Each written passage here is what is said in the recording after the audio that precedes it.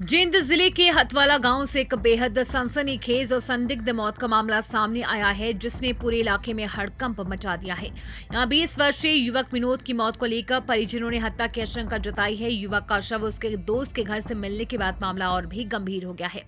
मृतक की बहन ज्योति ने पुलिस को शिकायत देकर आरोप लगाया है कि उसके भाई की साजिश के तहत हत्या की गई है। पुलिस ने शिकायत के आधार पर मामला दर्ज कर लिया है और सभी पहलुओं से जांच शुरू कर दी है। मृतक विनोद हथवाला गांव का रहने वाला था और परिवार का सबसे छोटा सदस्य था। उसके पिता का पहले ही निधन हो चुका है, जबकि मां गृहिणी है। परिवार में 3 बहनें और 1 भाई था, जिनमें विनोद सबसे छोटा और लाडला बताया जा रहा है। विनोद की बहन ज्योति सरकारी नौकरी में कार्यरत है।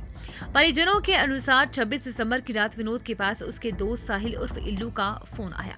फोन पर साहिल ने गांव झामोला में किसी की मौत होने की बात कही और शोक व्यक्त करने के लिए चलने को कहा। इसके बाद विनोद घर से निकल गया। परिजनों ने बताया कि उसी रात करीब 8:30 बजे विनोद अपने दोस्त साहिल के कुछ देर के लिए वापस घर आया था, लेकिन थोड़ी देर रुकने के बाद फिर दोनों वहां से चले गए। इसके बाद पूरी रात विनोद घर नहीं लौटा। परिजनों ने उसकी तलाश की और कई बार फोन भी किया, लेकिन उसका मोबाइल फोन बंद मिला और कोई जवाब नहीं आया।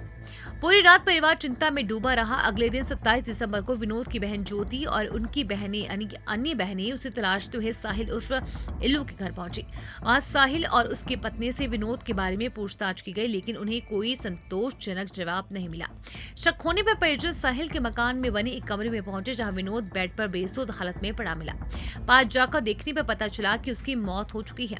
यह दृश्य देखकर परिजनों के होश उड़ गए और घर में कोहराम मच गया। घटना की सूचना मिलते ही पुलिस मौके पर पहुंची और शव को कब्जे में लेकर पोस्टमार्टम के लिए जींद के सामान्य अस्पताल भेजा गया। परिजनों ने शिकायत में आरोप लगाया है कि साहिल उर्फ इल्लू और उसकी पत्नी ने मिलकर विनोद के साथ मारपीट की, उसकी हत्या कर दी। परिजनों का यह भी कहना है कि यदि वे समय पर वहां नहीं पहुंचते तो शव को ठिकाने लगाया जा सकता था। फिलहाल पुलिस पोस्टमार्टम रिपोर्ट का इंतजार कर रही है और मामले की गंभीरता से जांच कर रही है।